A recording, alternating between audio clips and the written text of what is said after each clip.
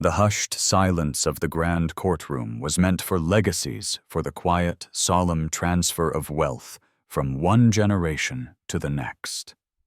But on this day, that silence was about to be shattered.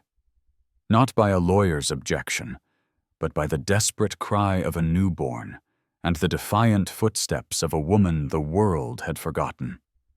They called her the abandoned wife, a ghost from a billionaire's past.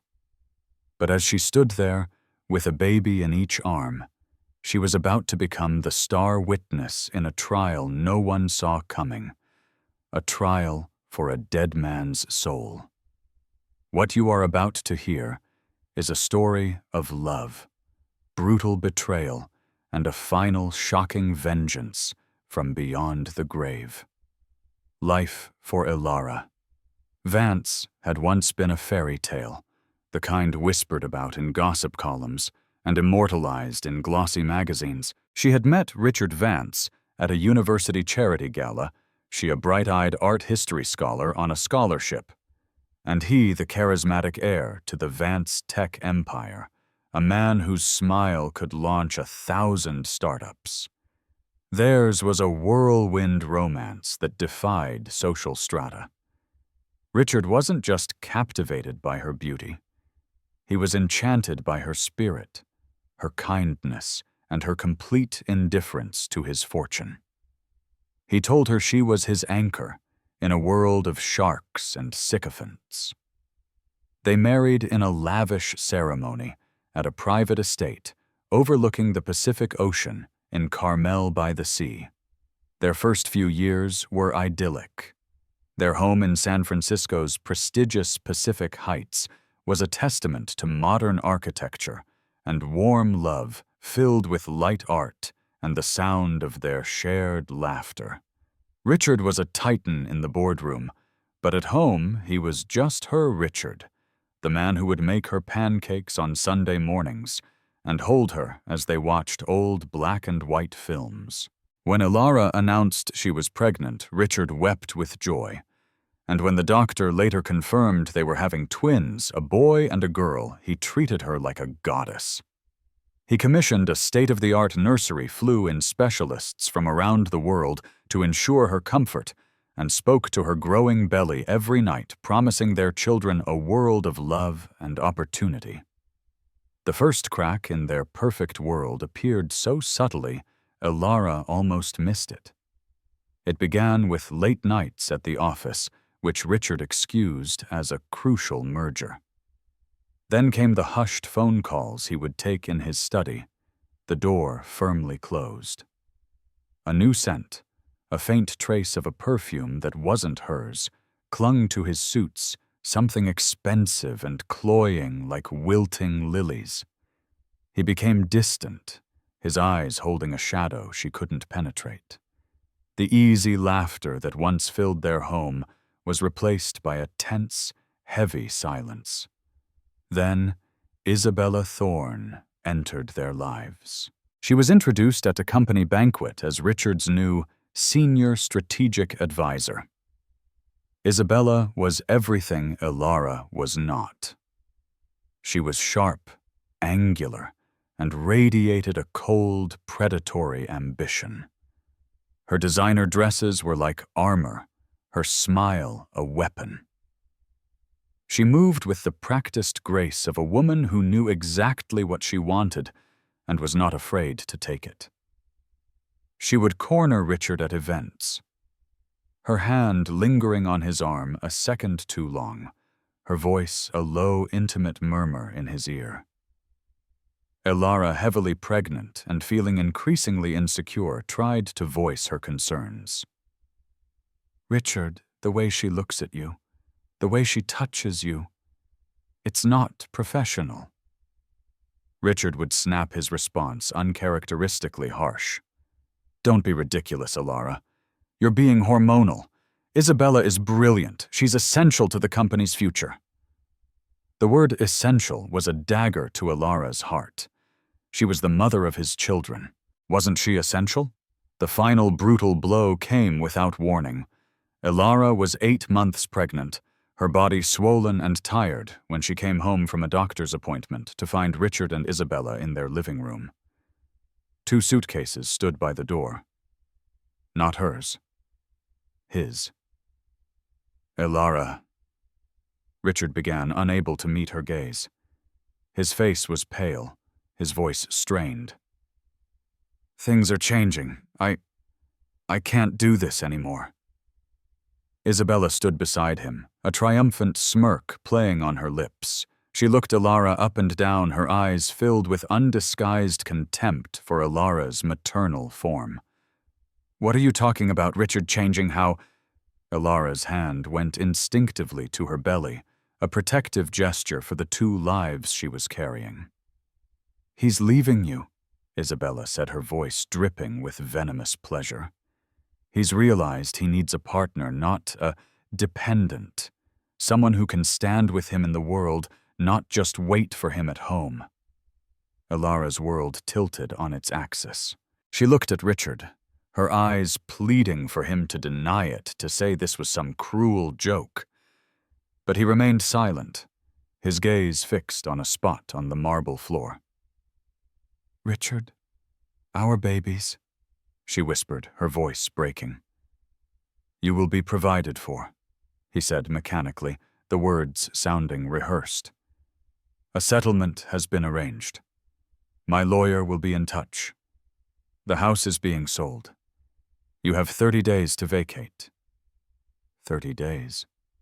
30 days to leave the home they had built, the nursery they had designed, the life they had dreamed of. He was casting her out pregnant and alone.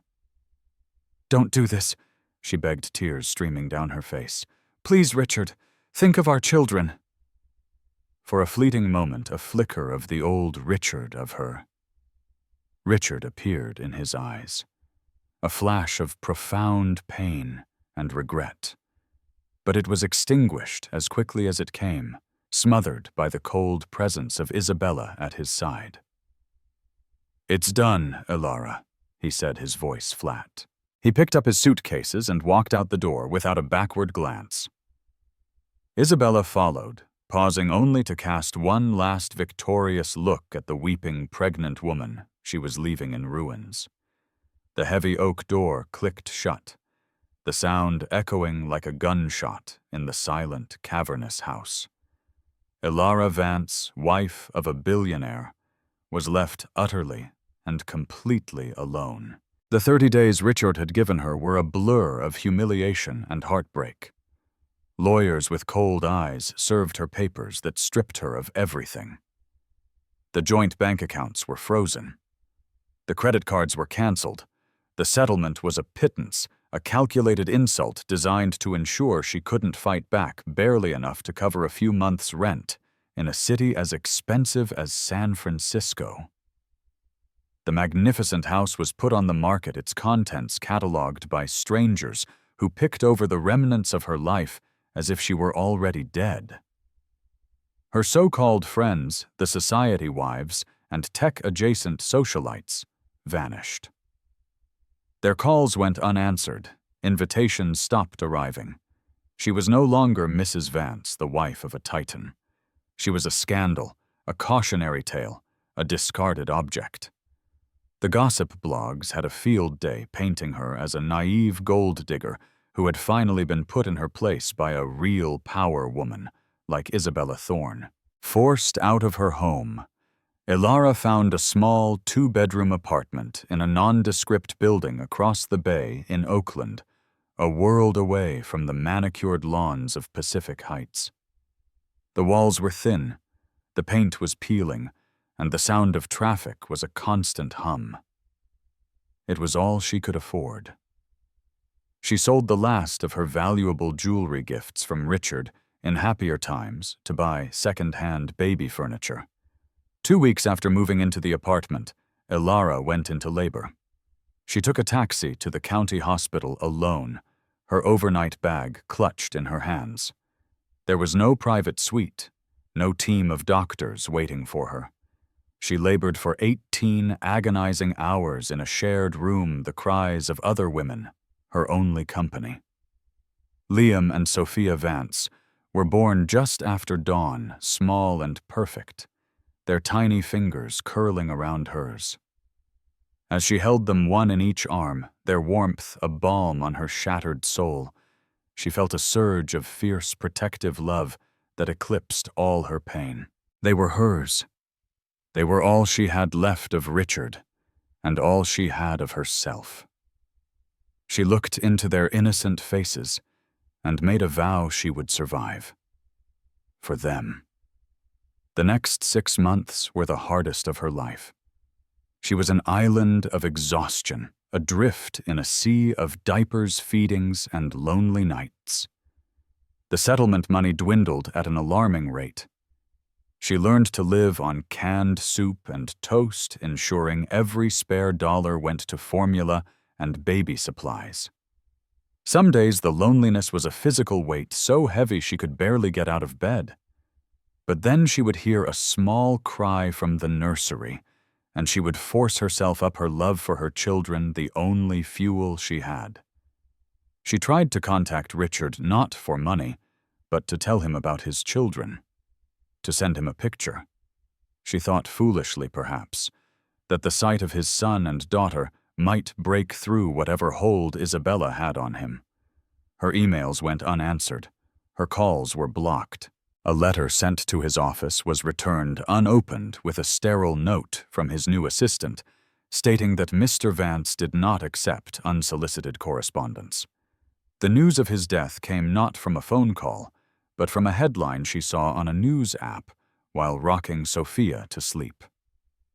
Tech mogul Richard Vance dies suddenly. The article was brief. He had been on a private retreat in the Caribbean with Isabella Thorne when he suffered a massive, unexpected coronary event. He was gone. Ilara's phone fell from her hand and clattered to the floor. An avalanche of conflicting emotions buried her.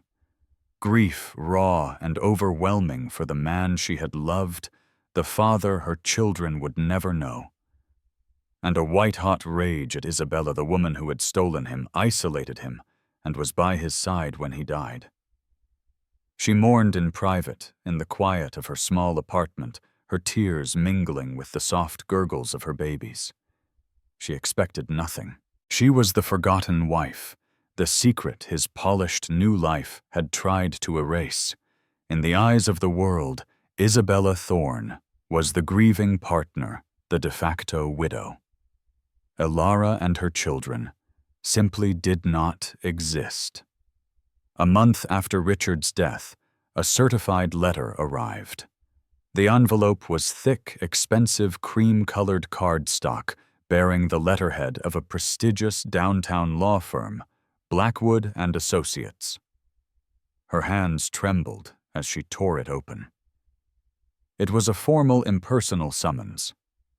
You are hereby notified to appear for the reading of the last will and testament of Mr. Richard Sterling Vance, it read. It listed a date, a time, and the address of the San Francisco Superior Courthouse Probate Division. Her name was listed simply as Ilara Vance Interested Party.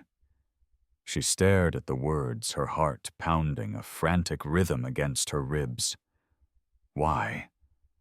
Why would she be summoned? Richard had cast her out.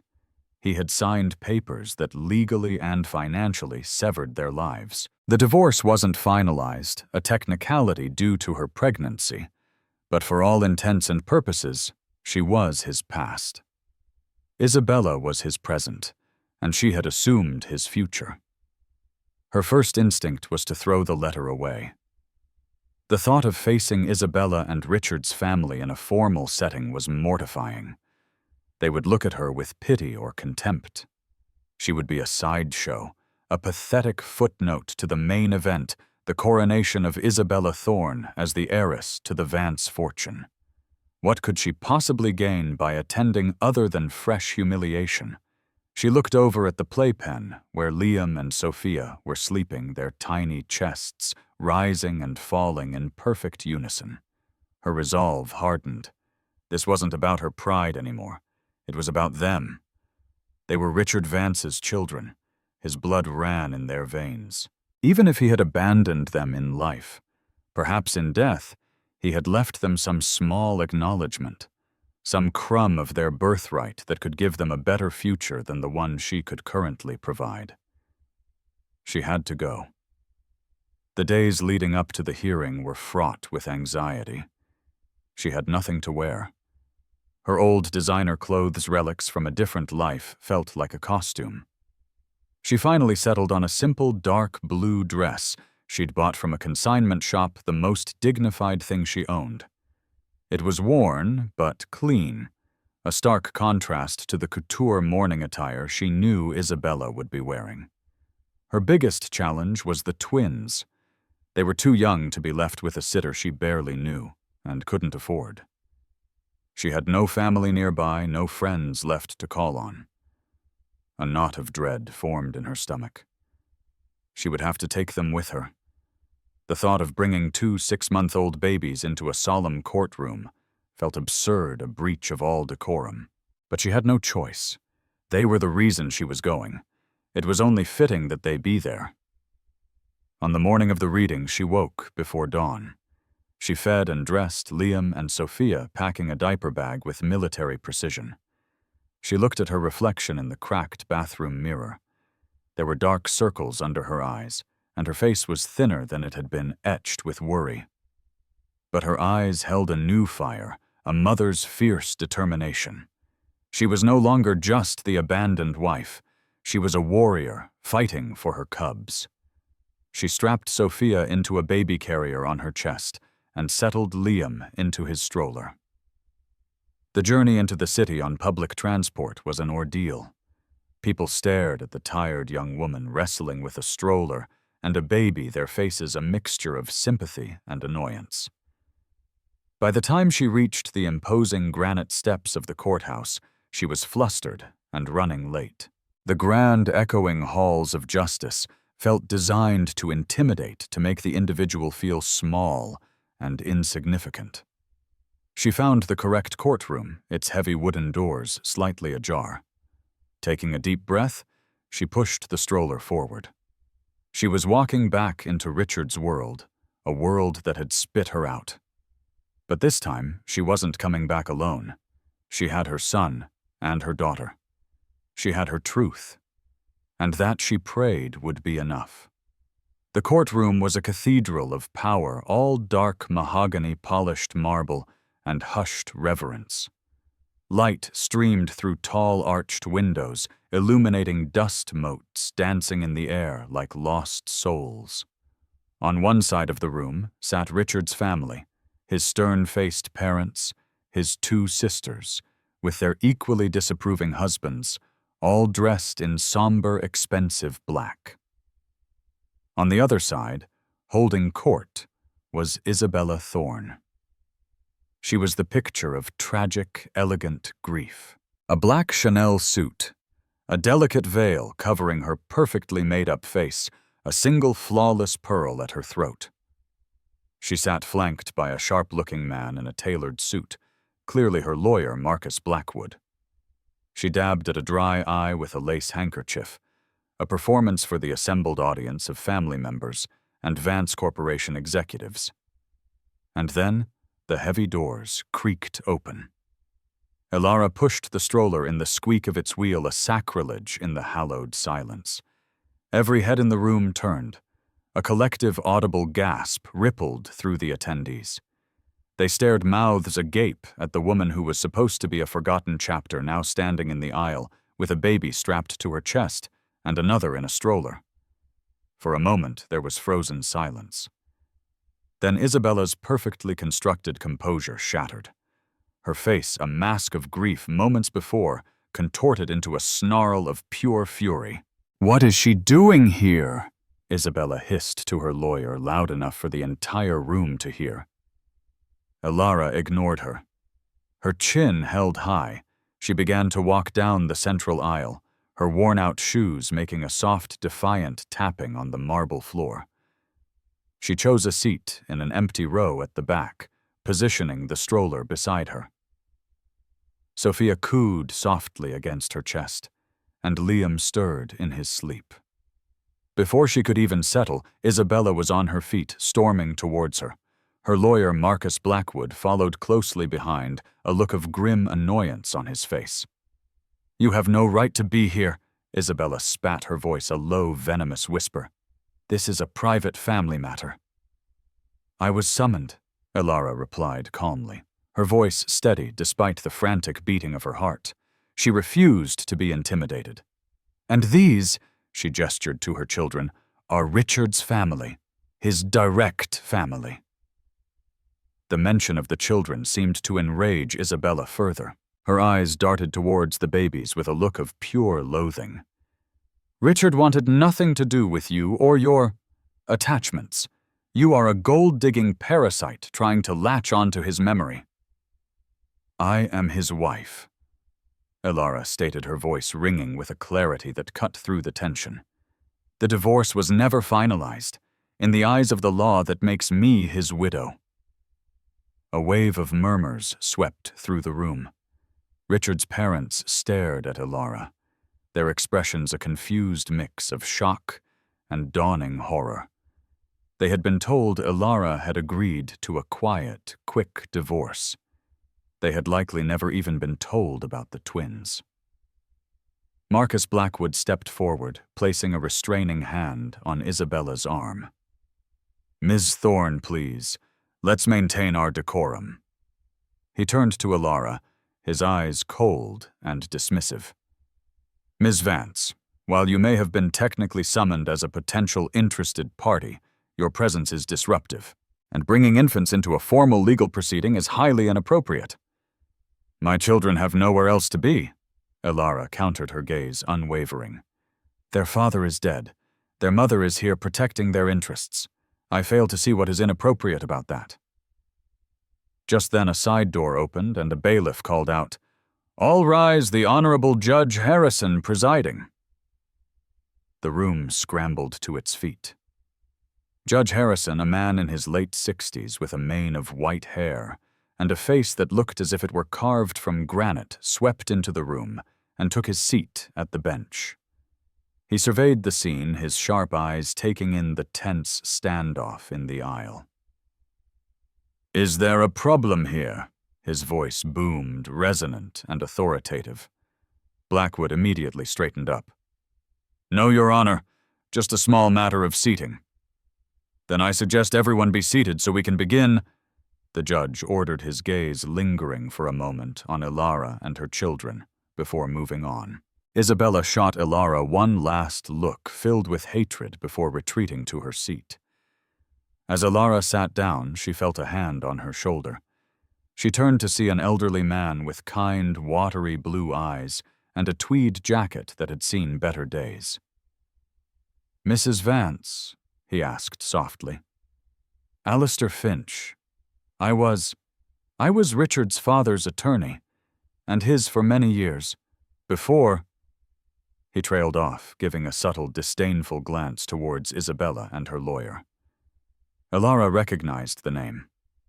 Mr. Finch was the old family lawyer Richard had spoken of with great affection, a man he'd described as being more honorable than a dozen priests. "It's a brave thing you're doing, my dear," Mr. Finch whispered, giving her shoulder a gentle squeeze. "A very brave thing." He then moved to take a seat in the row behind her, a silent, unexpected ally, in a room full of enemies. The stage was set. The players were in place. The final act of Richard Vance's life was about to begin. Judge Harrison adjusted his spectacles and peered down at the documents before him. The air in the courtroom was thick with anticipation. Richard's parents stared stonily ahead, their grief mixed with a palpable fury at the unfolding drama. Isabella had resumed her grieving widow persona, though her knuckles were white where she gripped her handbag. "We are gathered today for the reading of the last will and testament of Mr. Richard Sterling Vance." The judge began, his voice devoid of emotion. "Mr. Blackwood, as counsel for the executrix, named in the will, you may proceed." Marcus Blackwood rose, a picture of slick confidence. He strode to the lectern, carrying a leather-bound document with a theatrical flourish. "Thank you, Your Honor," he said, his voice smooth and persuasive. "Before you is the final and definitive will of my client's late partner, Mr. Richard Vance. It was drafted and signed 6 weeks prior to his untimely passing, fully witnessed and notarized. It is clear, concise, and reflects his final wishes for the distribution of his considerable estate." He opened the document. "I, Richard Sterling Vance, being of sound mind and body," he began to read, "do hereby declare this to be my last will and testament, revoking all prior wills and codicils." Ilara's stomach clenched. Revoking all prior wills. She remembered signing a will with Richard years ago, a simple document that left everything to her, and in the event of her death to any children they might have. That document was now apparently worthless. Blackwood continued, his voice resonating through the silent room. He listed a few minor bequests, a donation to his university alma mater, a vintage watch to his father, a small portfolio of stocks to each of his sisters. Each bequest was a token, a pittance, compared to the vastness of the Vance fortune, estimated to be worth over $2 billion. Then he arrived at the Huan clause. "As to the remainder of my estate, including all real property shares in Vance Corporation, all liquid assets, trusts, and personal effects, I bequeath the entirety of it without condition to my beloved partner and trusted confidant, Ms. Isabella Thorne." A collective gasp, louder this time, went through the courtroom. Richard's mother let out a small, strangled sob. His father's face turned a dangerous shade of crimson. Isabella, however, lowered her head, the perfect image of a humble, overwhelmed beneficiary. Ilara felt the blood drain from her face. It was worse than she had imagined. Not only had she been cut out, but her existence and that of her children had been utterly and completely erased. There was no mention of her. No mention of Liam and Sophia. It was as if they had never been part of his life. The cruelty of it was breathtaking. But Blackwood wasn't finished. He turned a page and read the final devastating clause. "I explicitly state for the record," he read, his voice laced with a cruel emphasis, "that I make no provision in this will for my estranged wife, Ilara Vance. Our separation is permanent and irreconcilable. Furthermore, I do not acknowledge paternity of any children she may claim to be mine, and it is my express wish that they shall not, under any circumstances, inherit from my estate." The words hit Ilara like a physical blow. A wave of dizziness washed over her, and she gripped the back of the pew in front of her to steady herself. He had not only abandoned his children, he had disowned them. He had branded her a liar and his own babies as illegitimate in a legal document that would be a matter of public record forever. Tears welled in her eyes, hot and stinging. This wasn't the Richard she knew. This couldn't be him. The man who had cried with joy at the thought of being a father, who had spoken to her belly every night. He would never write such monstrous words. This was Isabella's work, her venom written in Richard's hand. Across the room, Isabella lifted her veil slightly. Her eyes met Ilara's, and for a split second, Ilara saw past the facade of grief to the raw, unadulterated triumph beneath.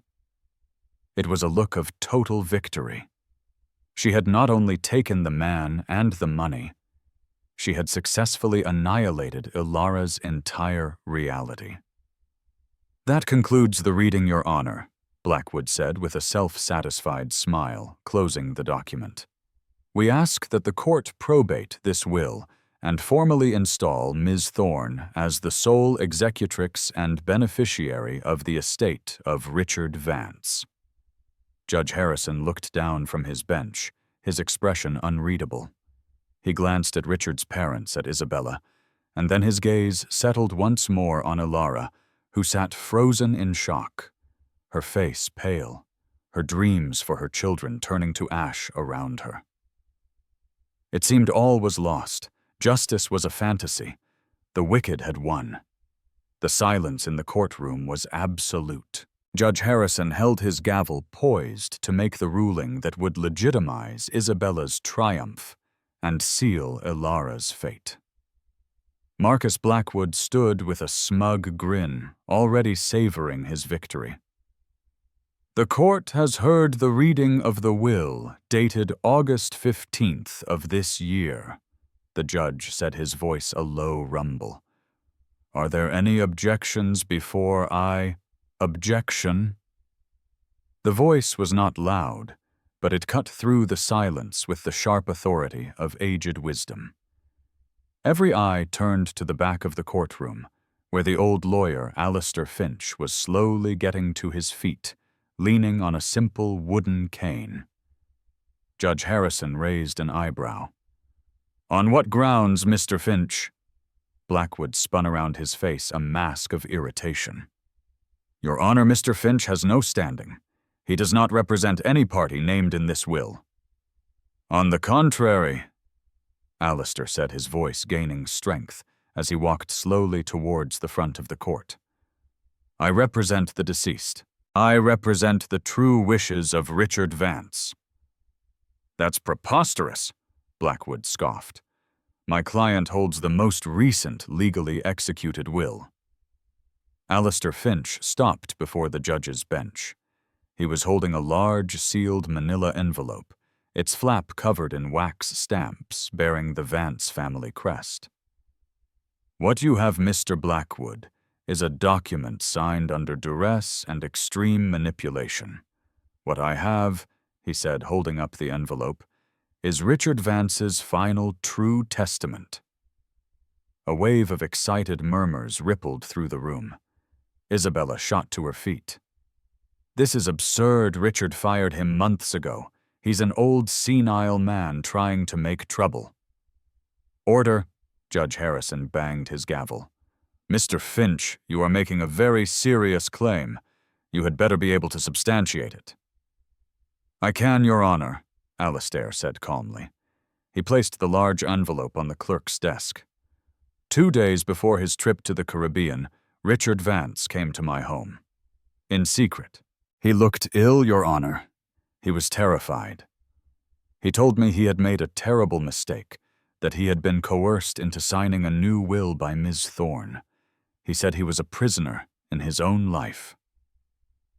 Isabella gasped, her face turning pale beneath her makeup. He's lying. Richard loved me. He told me. Alistair continued, his voice rising, ignoring her outburst, that Ms. Thorne had discovered a disastrous business decision he made early in his career, a mistake that could have ruined his family's reputation and the company.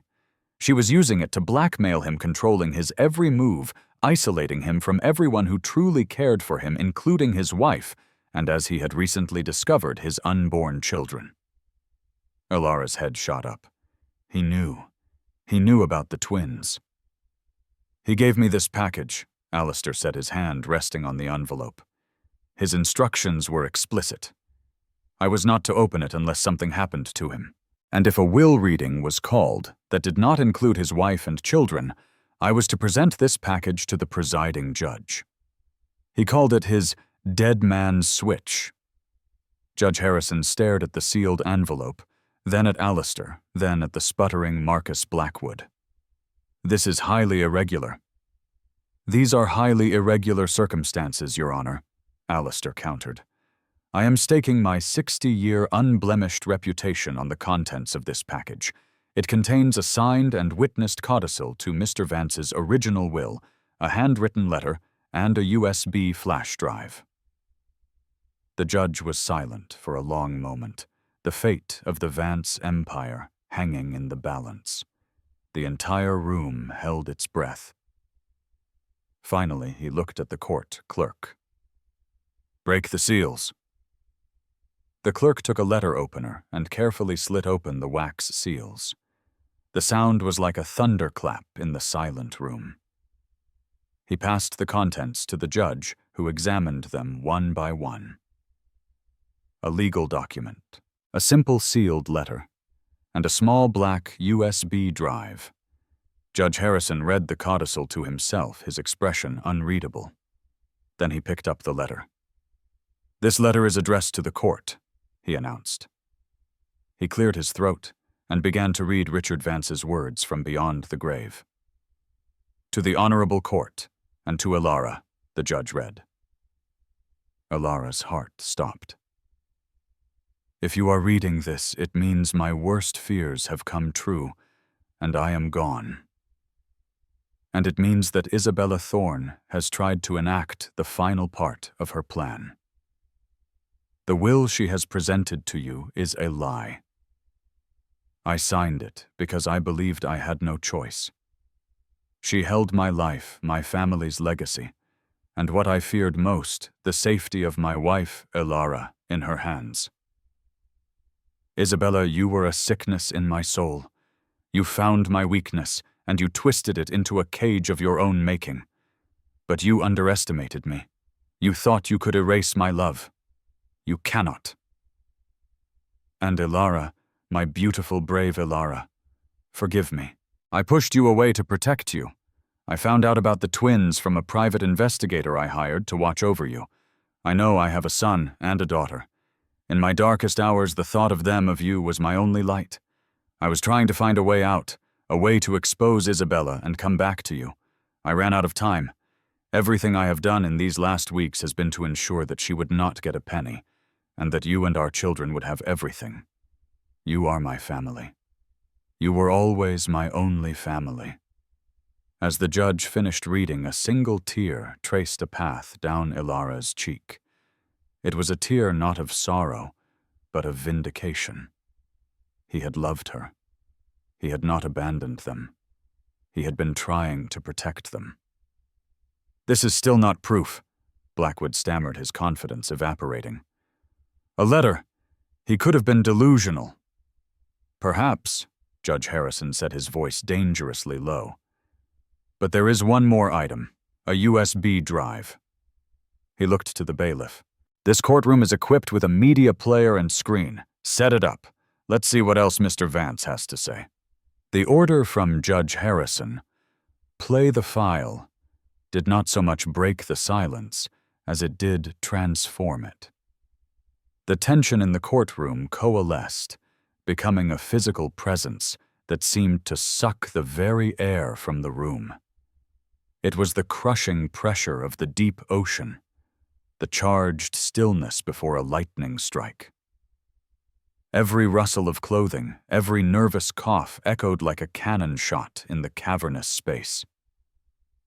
Two bailiffs, their faces impassive, but their movements imbued with a new grave significance, moved with a solemn purpose.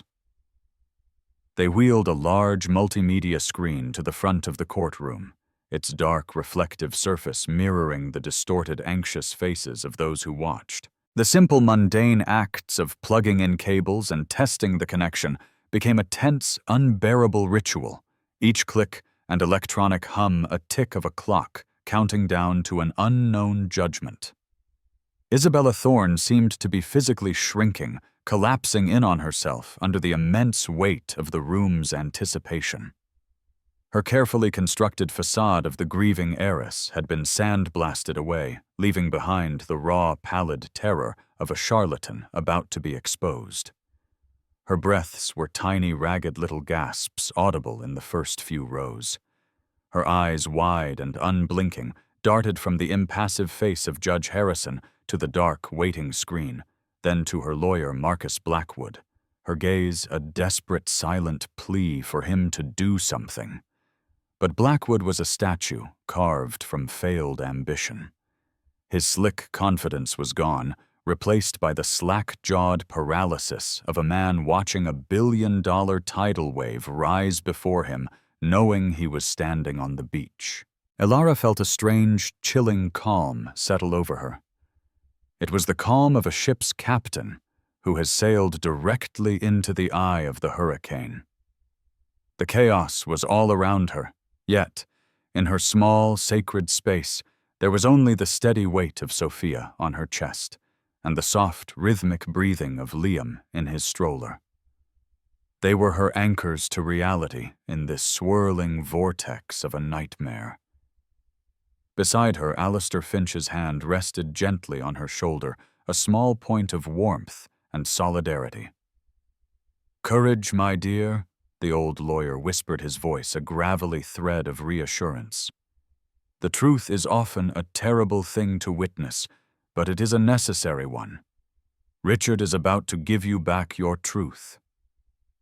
And then the screen flickered. It came to life not with a clean image, but with a crackle of digital static and the low hum of a laptop fan. For a heart-stopping second, the image was a corrupted mess of green and purple pixels.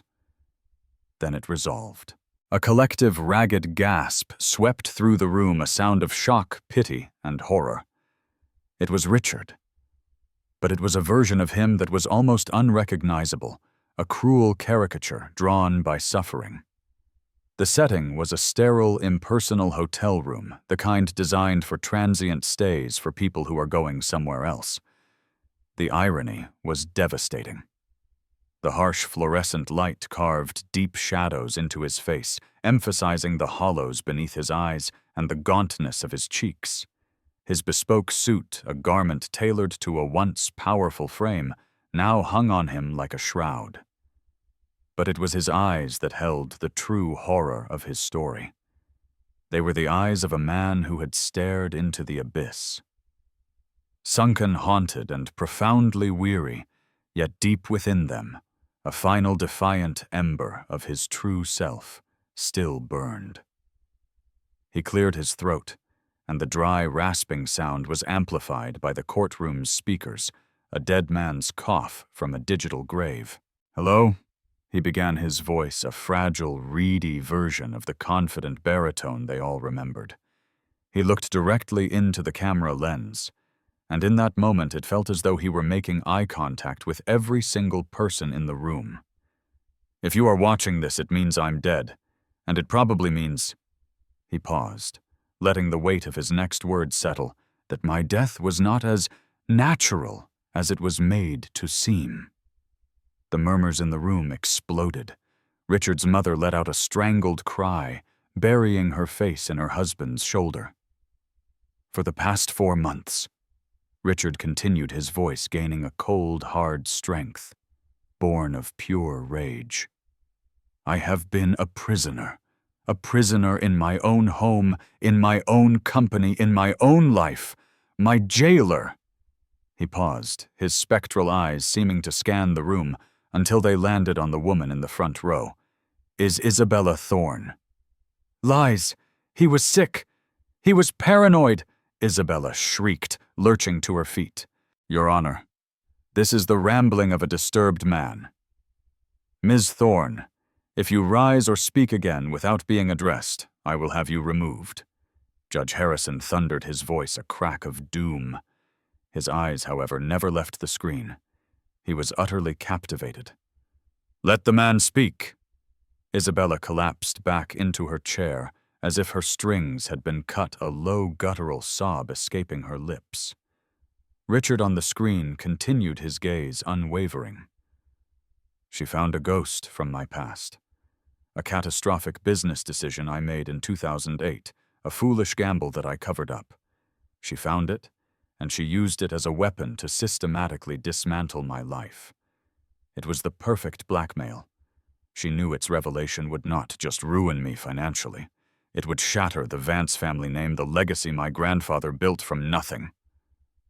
He looked towards his parents' side of the room, a flicker of profound regret on his face. "She forced me to sign documents to give her power of attorney to isolate myself from my family. She forced me to leave my wife, Ilara, the anchor of my soul, the only good and true thing in my life." Ilara's own sob was silent, a violent tremor that shook her to the core. But the blackmail wasn't enough. Richard said, his voice dropping to a chilling whisper. Greed is a cancer, and hers was terminal. She wanted everything, and her patience was wearing thin, and so she began to medicate me. Isabella began to tremble violently, her head shaking back and forth in frantic denial. It started with vitamins for stress, Richard rasped. Then herbal supplements to help me sleep. I became weak, constantly fatigued. My thoughts grew clouded like wading through mud. There was a constant metallic taste in my mouth, a persistent fog in my brain that never lifted. 2 months ago, I collapsed in my study. She told me I'd fainted from exhaustion. She called her own doctor, a man I'd never met, who prescribed more sedatives. My personal physician of 20 years found his calls blocked, his appointments canceled. I have no proof that a pathologist will find. I'm sure she was too clever for that. But I have the certainty of a dying man. I believe she has been poisoning me slowly, methodically, eroding my mind and my body until I was weak enough to sign her fraudulent will and then weak enough to die. The accusation, so specific and so chilling, landed with the force of a physical blow. This was no longer just about money. The air crackled with the specter of murder. Isabella made a gagging sound, clutching her throat. Then, as if a switch had been flipped, the vengeful fire in Richard's eyes died down, replaced by an ocean of sorrow. The anger, the accusations that was for the court for justice. What came next was for Ilara alone. Ilara, he breathed, and her name on his lips was a prayer and an apology. My love, my wife. All I can see when I close my eyes is you on our first anniversary trying to assemble that ridiculous bookshelf in our first apartment. You had a smudge of wood stain on your nose, and you were laughing that pure, beautiful laugh that always sounded like home. That's what I'm holding on to, Ellie. Not the galas, not the stock prices, just you with a smudge on your nose. He took a ragged breath. I am so sorry. For everything. For being a coward. I thought I was protecting you by pushing you away, but I only handed our beautiful life over to a monster. I broke your heart to save my pride, and it is the single greatest regret of a life filled with them. My failure will haunt me for whatever comes next. But my most profound sorrow is that I will never get to hold our children. His eyes seemed to look past the camera, past the screen, as if he could see into the back of the courtroom. Liam and Sophia. He whispered their names, a caress of sound. I have your ultrasound picture taped inside my watch. I look at it 100 times a day. For my son Liam, I wish you your mother's unshakable kindness, but I hope you get my love for the stars. For my daughter Sophia, I wish you your mother's grace, but I hope you get my stubborn refusal to ever give up. Ilara, please, tell them their father was a fool who broke the most precious thing he ever had. But tell them he loved them. Tell them he loved you all more than life itself, and that his last act on this earth was to try and make it right. Ilara was no longer trying to hide her tears. They streamed down her face, a torrent of grief, forgiveness, and shattering love. She looked down at Liam, who had reached a tiny hand out towards the screen, towards the sound of his father's voice. Which brings me, Richard said, his voice regaining a formal, powerful tone, to my true last will and testament. He held up the codicil to the camera. This document, signed and witnessed by my friend and lawyer Alistair Finch, is my final act. It invalidates any and all documents, contracts, or wills signed under the duress and influence of Isabella Thorne. It reaffirms my original will with these final, unalterable changes. He paused, gathering his last reserves of strength for his final decrees. 1. To Isabella Thorne. he said, his voice dripping with glacial contempt, "for her services and her singular devotion. I leave the sum of $1. He let the words hang in the air for a moment. May she live a long and healthy life, long enough to savor every last cent. Isabella just stared, her mind short-circuiting, unable to compute the absolute totality of her defeat. 2. My personal effects, my homes, my art, my shares in every company except Vance Corporation, all of it is to be liquidated. The entire proceeds, along with every dollar in my personal accounts, are to be placed into a single, irrevocable trust. This trust will be named for all time and for all legal purposes the Liam and Sophia Vance Trust." Elara gasped, her hand flying to her mouth. Across the room, Richard's parents stared, their faces a roadmap of shock, grief, and a dawning miraculous hope. Their eyes, for the first time, found Elara and the babies, and they saw not a scandal, but their son's legacy, their family. 3. The controlling shares of Vance Corporation are not to be sold. They are to be held by the trust preserving my family's legacy. And most importantly, Richard said, his eyes finding the lens one last time, his voice filled with a love and trust that transcended death itself, the sole trustee and executor of my estate, the guardian of my legacy, and the protector of my children, with full, absolute, and unquestionable control over the trust until my children come of age, is to be my beloved wife, Elara Vance. I entrust her with everything I have, everything I was, and everything I hoped to be, because her character is flawless and her heart is true.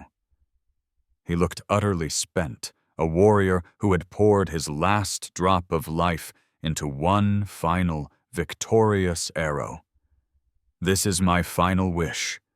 This is the truth. The screen went black.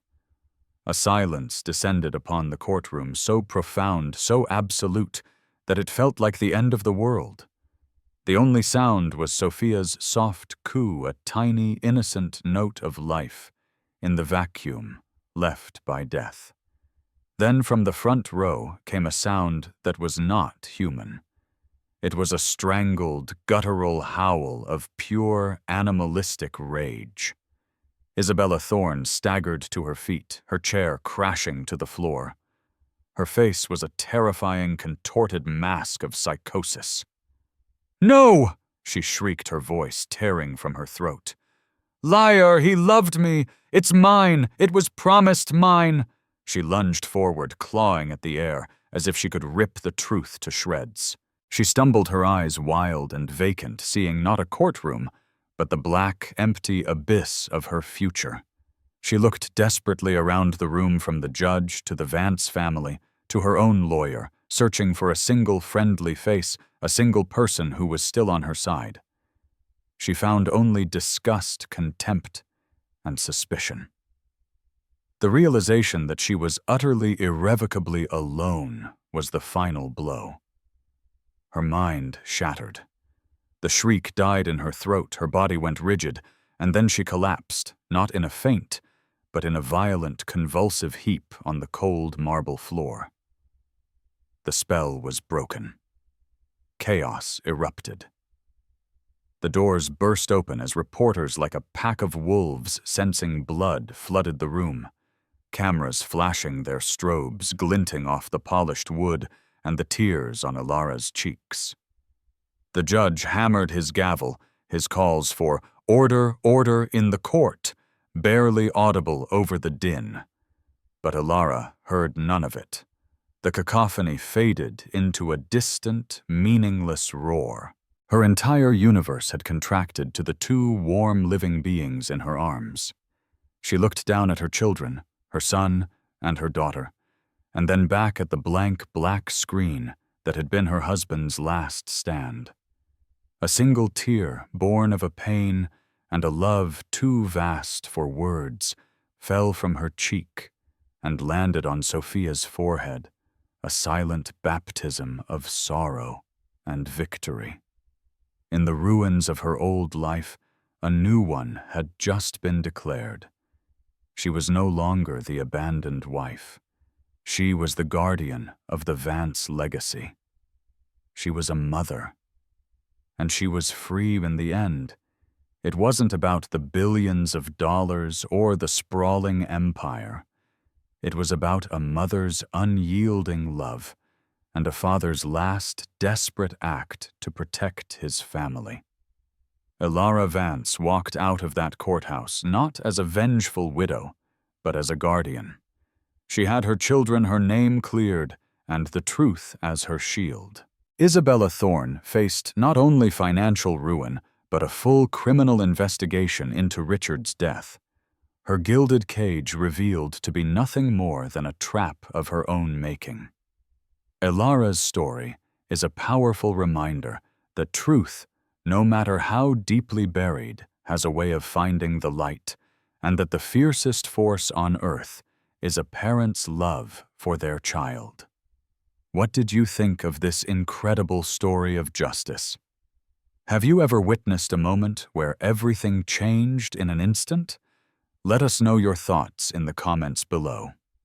If this story of resilience and ultimate vindication moved you, please show your support by hitting that like button, sharing this video with someone who needs to hear it, and be sure to subscribe to our channel for more unforgettable real-life dramas. Thank you for listening.